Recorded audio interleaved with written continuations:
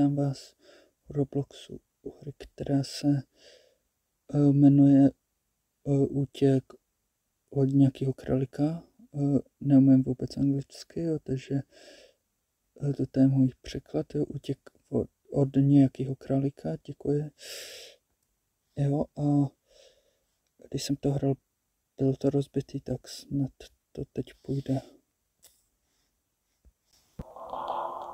Že jsem ve hře.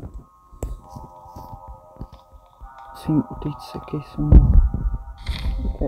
jaké musí králíkovi, který je opravdu děsivý. Opravdu vůbec nevím, kde je, takže to vlastně není děsivý vůbec, protože on tady bude určitě zase někde buklej.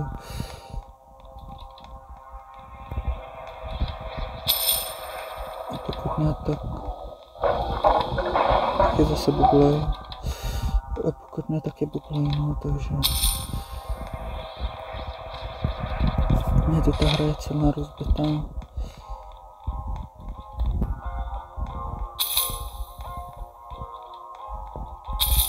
Červený klíč.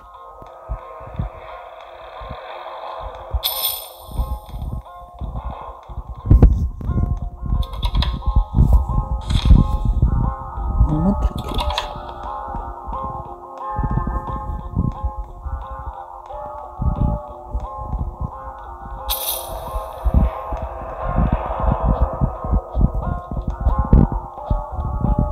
Mám žlutý, modrý a červený klíč. To nejde sebrat.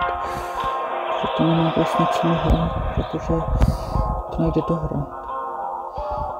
Tak já se s vámi loučím z opravdu napínavý rodové hry, která je rozbitá, takže nejde dohrát. Shledanou.